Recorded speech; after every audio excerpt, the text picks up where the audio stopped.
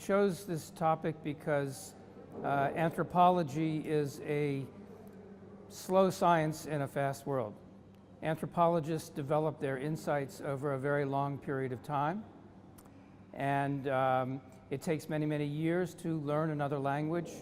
And my teacher, Aramujani Tongo, my master of Songhai culture, said to me that you can talk to us for many, many years, and you can understand a lot, but to truly understand us, you have to grow old with us.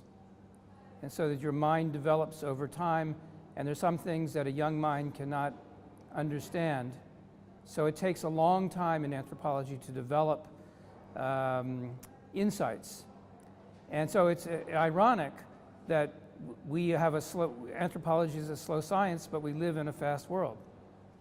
So my talk is about how, first of all, my talk is about how the culture of speed, which is social media and et cetera, how this culture of speed is supposed to increase our mutual understanding and increase the spread of information. But in fact, according to some people that I will talk about in my, people like Mark Taylor and Sherry Turkle, the culture of speed has increased our disconnection, diminished our interpersonal empathy, and has limited our processes of thinking. So, and there are a lot of people who've talked about this issue, they're worried about the quality of human social relations in a culture of speed where people are always looking at their cell phones. So, based on 30 years of field work among the Songhai people in West Africa, I've learned that their wisdom, their knowledge is one possible way of confronting the culture of speed in a way that will enhance human well-being.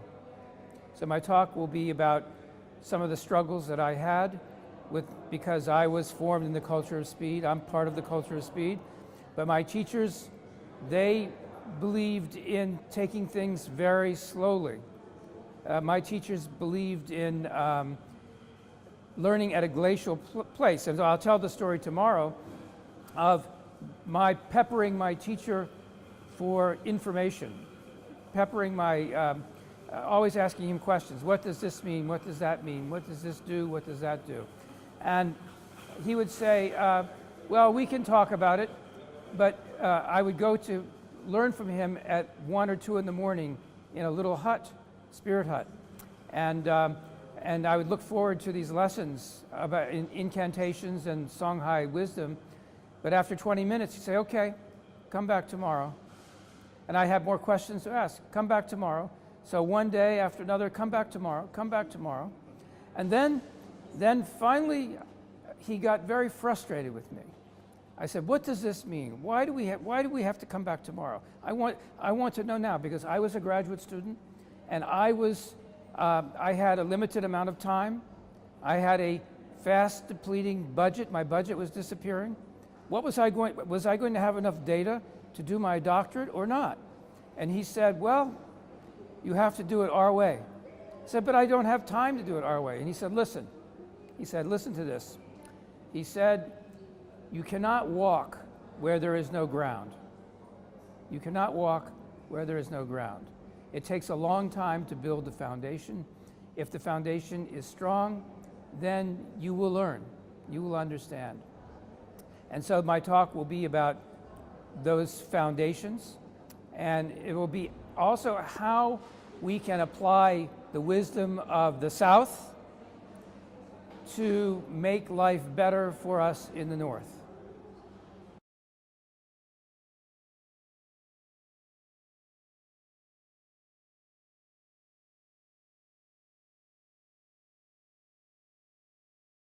Well, I think the conference is fantastic. My Spanish is such that I can follow a little bit here and there, but I looked at the program. The program is varied, it's rich. The program is very impressive. It covers lots and lots of different subjects. but what really impresses me is the energy and vitality of the people who are here. And the warmth of the collegiality that I sense here.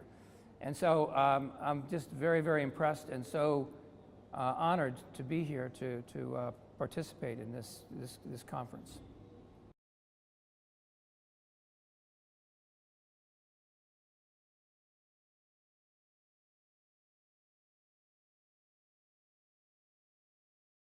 When I started to do my work, I was trained as a social anthropologist. So I was trained in collecting data. I was trained in how to do a census. I was trained in producing logical argumentation. I was trained to use my data to refine theory. All the things that we do as anthropologists, and that's what I was trained to do.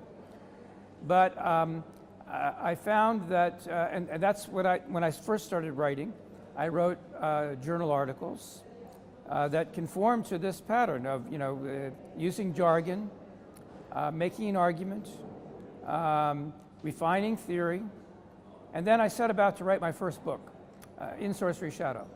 But it turned out the first version of In Sorcery's Shadow was a very traditional anthropological book.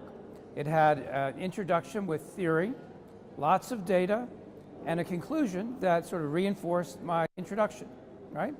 So I thought, since I had such a personal relationship with my teacher, Adamujeni Tongo, I thought maybe it would be a good idea to go to Niger and see what he thought about this anthropology book.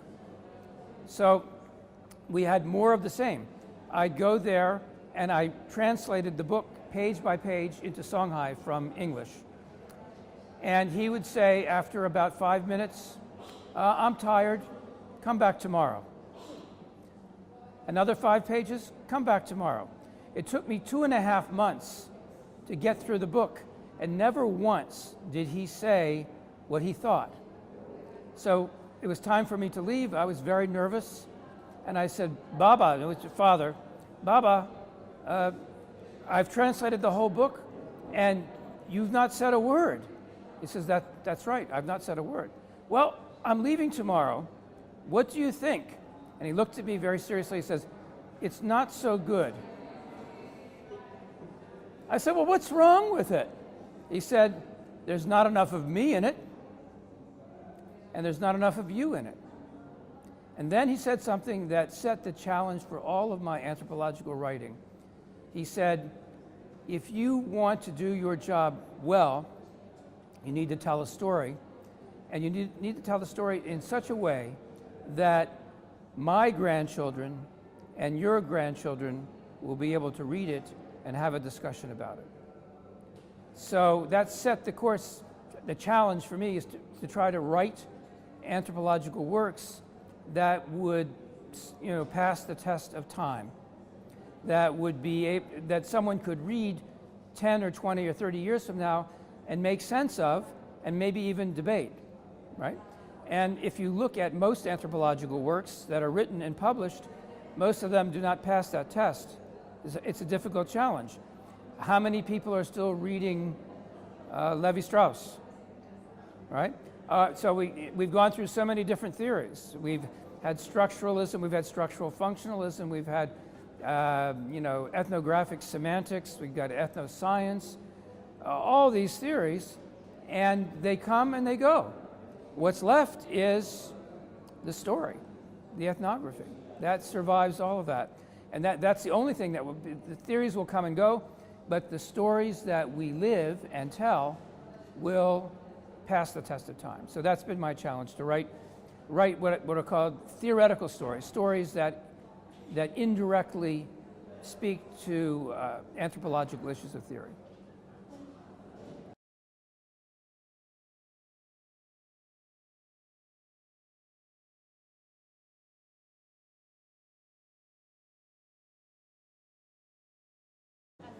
Well, in the past, I was very lucky to have stumbled upon the great ethnographic filmmaker Jean Rouch.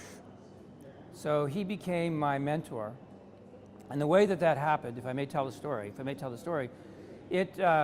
I was doing my doctoral research in Niamey in Niger, and I was using the library at the Institute of Social Research. And I was going down the corridor one day, and I saw this white man sitting on a ledge. He was dressed in khaki pants, baby blue socks, baby blue shirt, ascot with a diamond in it, big wide face, hardly any hair, and a big smile. So I asked myself, who the hell is this person? So and he gave me a big smile and said, can I help you? I said, who is this man? And I said, well, I'm Paul Stoller. I'm here doing research. I'm an anthropologist. Oh, are you an anthropologist? I said, yes. Where are you going to do research? I said, I'm going to do research in Mehana. And he slapped his thigh and he said, I did research in Mehana 30 years ago. You did? Well, sir, may I ask, what is your name? He said, I'm Jean Rouche. I said, oh my God, Monsieur Rouche, I'm so terrible. How impertinent of me. I'm a terrible, I had no idea. I've read all of your books. I've seen almost all of your films. How? I'm so sorry. He said, don't worry about it. Sit down next to me. Let's talk. So I sat down next to him, and we talked for 3 hours, at the end of which time he stood up, dusted off his pants, and says, I have to have a meeting with the Minister of Interior. I don't want to go. I'd much rather talk to you, but I have to go. But then he said to me with a wink, he said, echoing the great film Casablanca, I think this is the beginning of a beautiful friendship. And we were friends for 30 years until he died. And his model of shared anthropology, and anthropology that's accessible to a large public, became sort of the foundation for my orientation to. I have two mentors, and mentorship is it's undervalued. It's very, very important. Everyone needs to have a decent mentor. So Rouche was my mentor in the sort of world of anthropology, and I would go to Paris and spend time with him. And then Adam Mujeni Tonga was my mentor in the Songhai world. And I like to say, and I'll say this tomorrow in my talk, I sit on their shoulders. Right? I sit on their shoulders. Everything that I've done is based on the foundation they provided for me. And then, but a mentor gives you a foundation, and then you go your own way. Right? You use that foundation, but you find your own path into the world. So that made me want to write anthropology that a large audience might understand. And I asked Jean Rouche asked the question, why are you doing this? Why are you spending all this time in Niger in hot, sweaty straw huts, sleeping on straw mats, gathering information, putting all the time into write or film? Why are you doing it? You are doing it because it's your obligation to extend your knowledge to the public and to make the world a better place. And he always said, I'll never forget this, he said, when you're doing your work, there are three audiences. The first audience is yourself. You have to satisfy yourself and think, this work satisfies my own aesthetic conditions. Second audience is the people who are being represented or filmed. Would they think that this is a faithful representation of their society? And then the third audience is the general public, right? But all three are interconnected. And so my work has always been public anthropology. All of my writing, except for some of maybe my journal article, all of my writing is structured by narrative. And the wonderful thing about narrative is that narrative can create an environment in which complexity can be described and explained, but not in a direct way, but an indirect way. And so there's something about narrative that connects people, connects a writer and a reader. And there's a psychologist, his name is Jerome Bruner, who talked about the narrative construction of reality. He says, most of us learn about how the world works, not by reading academic text, but by listening to stories. And so it's somehow stories create a resonance in a person such that they take away some lesson from the story. So if you go to an anthropological meeting and someone is reading a text very full of jargon, how many people will remember that text? Very few, probably. But if you hear someone tell a story with it's funny, that like Nigel Barley's stories that he told on Tuesday, they remember that. And so these are all lessons that I really learned from Jean Rouch. So telling the story, he's always wanted to know, where is the story? How can I make the story better? And if there's no story, he would say, what is there? And for blogging, I started blogging because I was getting frustrated that I thought no one was reading anything that I wrote. That is the writer's greatest insecurity. Most writers think that no one will ever turn the page or read what they're writing. I certainly feel that way. I'm always surprised when people have read something I've written. And it's always a big surprise to me. So I felt that no one was reading my essays, and fewer people were reading my books. And people would come up to me and say, oh yes, I saw your article. And I would say, did you read it? Oh no, I didn't read it, but I saw it. Would you like to, I'd love to discuss it. Well, maybe some other time, right? So people are not reading as much as they used to. So out of that frustration, I decided to begin a blog. My first blog was a total failure. My first blog, total failure. I went to Niger, and I wanted to celebrate the 5th anniversary of Jean Rouch's death and go to the cemetery.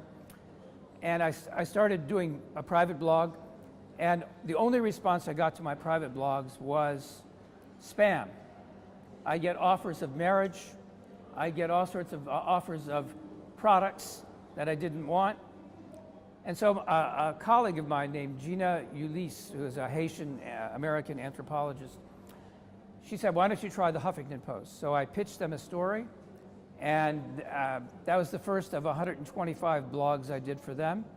And all of a sudden I had this huge audience. Some of my blogs were read by 100,000, 150,000 people. So this went to my head.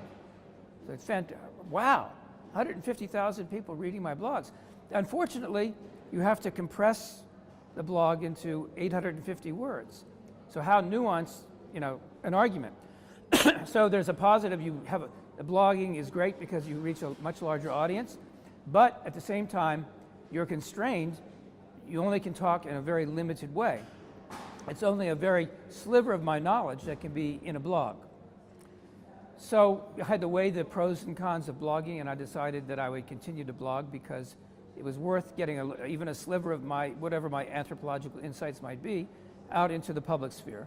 And so that was the beginning of my blogging, and I'm very pleased.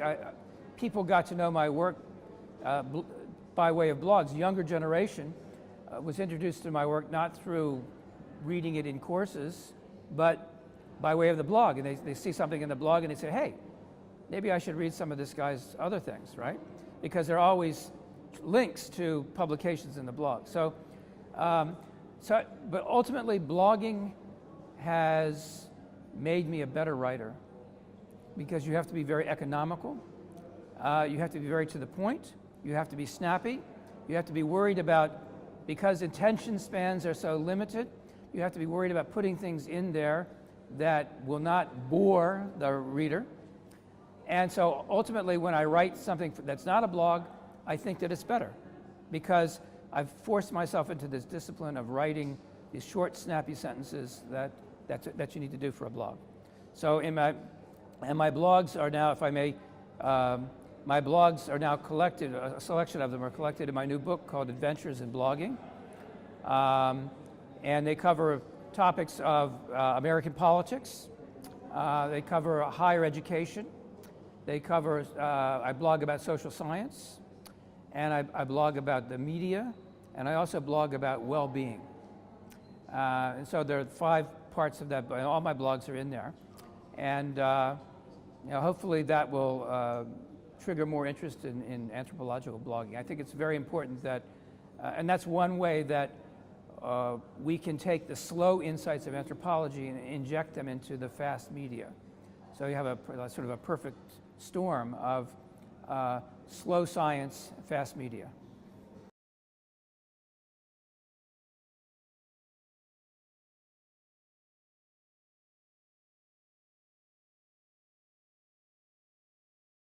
The question about well-being and the between is very important.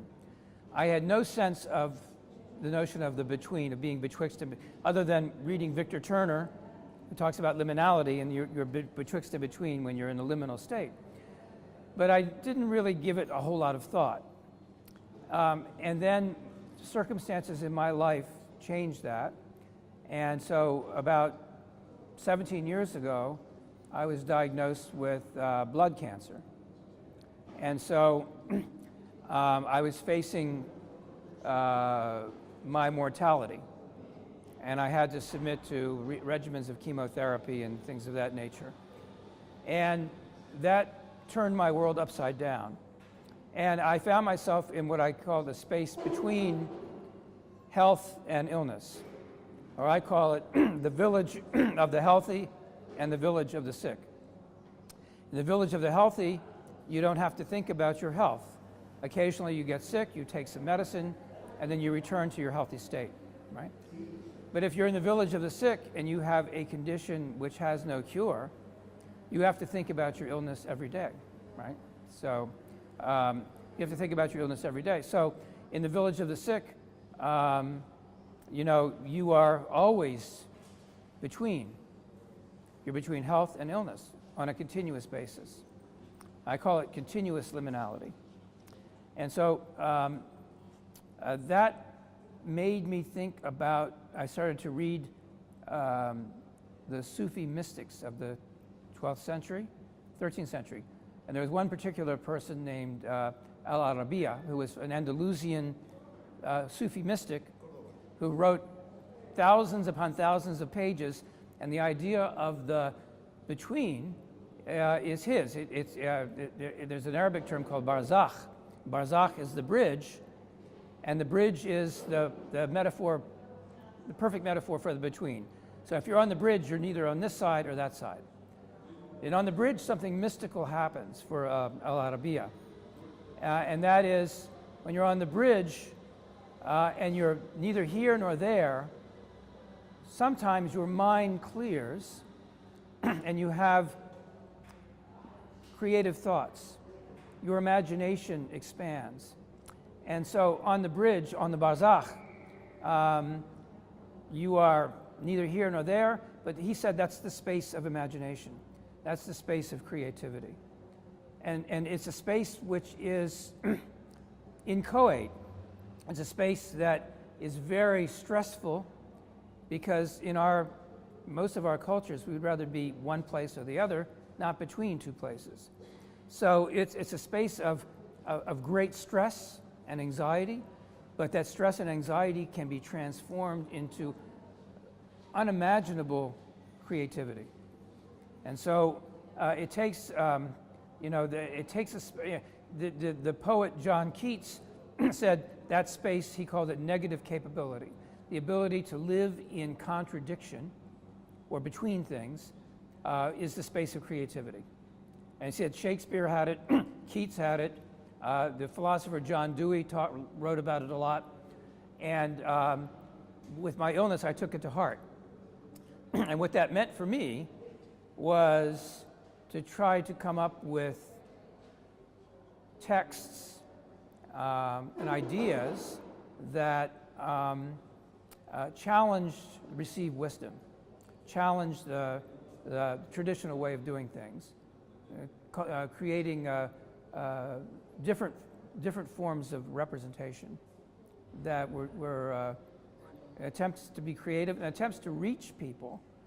And so I put a primacy on two things. One, being from in the between, primacy on storytelling, because theoretical storytelling is told from the space between things.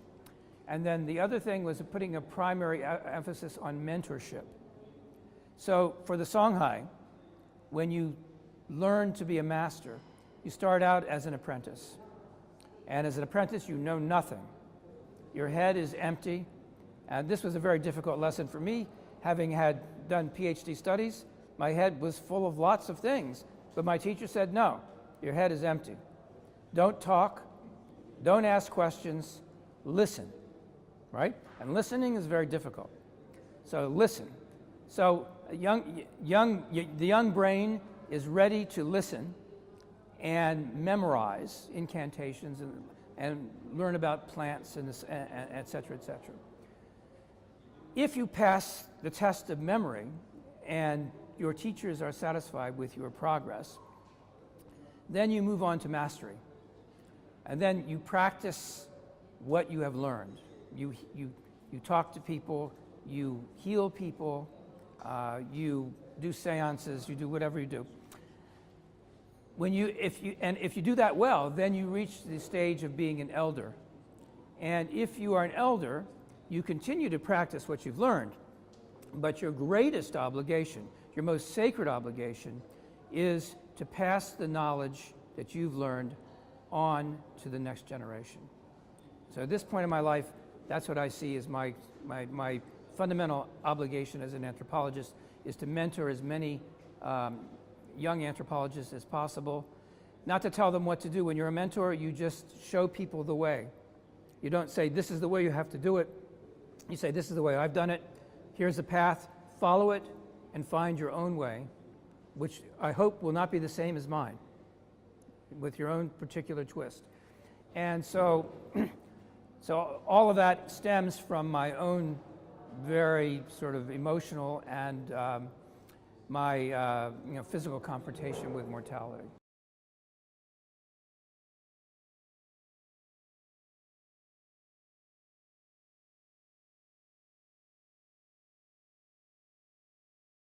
I see myself as a storyteller, and I apprentice myself to my teacher.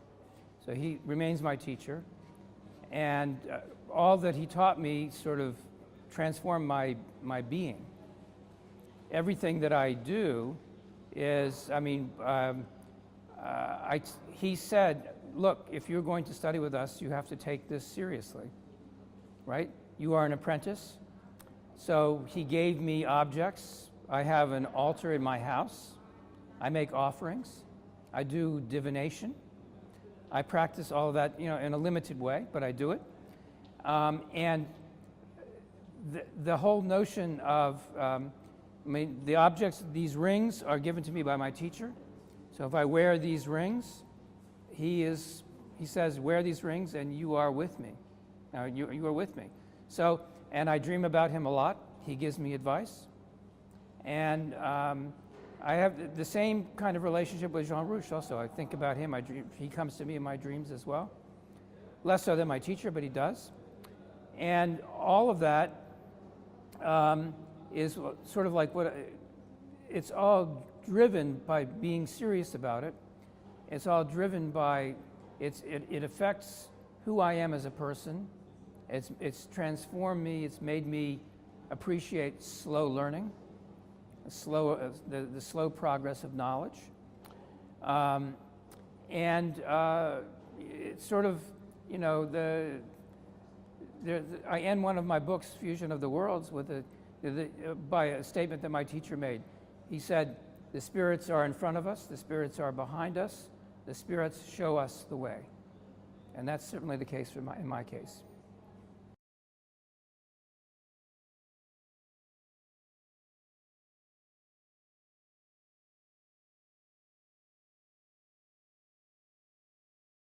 The field has changed, from the time I've been an anthropologist for a very long time, the field has changed quite a bit, right? The way we write, the theories that we attempt to use to some extent. But I think that, all that preparation, obviously as an anthropologist, you're part of an institution, and it's impossible to operate as an anthropologist completely divorced from the institution. And very often the institution places constraints on what you want to say, how you want to say it, and it has, you have to use a certain language to get funding, to fund your research. So all of that is a part of institutional constraints. And so you can push up against those constraints to a certain point. But for me, one of my professors said, well, the key is to understand that and utilize it so that you can use the institution to do what you want to do, right? So if you have funding and somehow you got funding, and I've been fortunate to have a lot of funding over my career, then you go to the field, you do what you're going to do, and you write the way you want to write, right? And if you write in a different way, people are going to criticize you. They're going to take issue with what you're doing. And sometimes it takes a long time for you to publish something because it runs up. So my first book, In Source Free Shadow, was rejected by 12 publishers before it was published. So some of the publishers said it was too academic. Other publishers said it wasn't academic enough. Finally, a reader, my editor at the University of Chicago says, we are the University of Chicago, we can take the risk. Because we are the university, we can take the risk to publish this book. So they published it. It's sold many thousands of copies. It's still in print. People still use it in undergraduate courses.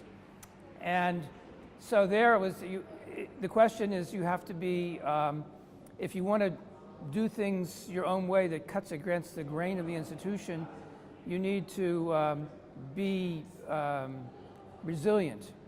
You need to be, keep at it. And eventually, if you knock on the right door, So one of my fellowships that I received was, I received a Guggenheim Fellowship. I applied for this fellowship 5 times and got rejected. On the 6th time, it was the same proposal. 6th time, it was given to me because it came to a reader who happened to like my work, right? So persistence pays off in doing this sort of thing. So, but now things are different. When I was coming up as an anthropologist, we were still very academic. People were writing for other anthropologists. They weren't really worried so much about public anthropology was, that's not good. People made fun of Margaret Mead because she was a public anthropologist. She wasn't a serious anthropologist. And other people who sometimes if they published works that were for a popular audience, they'd use a pseudonym, right? Or if they wrote poetry, they wouldn't talk about it so much because, that's not the real thing. But now things are different to some extent. There's still that institutional bias. There's still that sort of notion we have to be scientific, there's nothing wrong with doing that. That's a good thing. But there's a bit more, there's a bit more acceptance of other forms of ethnographic and anthropological expression, like blogging, like creative nonfiction, art, collaboration with artists, poetry, and I'll talk about some of these things tomorrow during my lecture. But there's still a resistance to it, quite frankly. There's still a resistance to it, so we have to be persistent. But what I really want to say is that we live in very troubled times. There's the issues of migration. There's a lot of sort of very seriously troubling populism in Europe and also in the United States. And the times, there's a lot of discrimination, there's a lot of prejudice, things that are very, very troubling. And so it's the moment, I think anthropologists have a lot to say about these issues. And as we say in American baseball, it's time for anthropologists to step up to the plate. Step up to the plate and participate in the public sphere.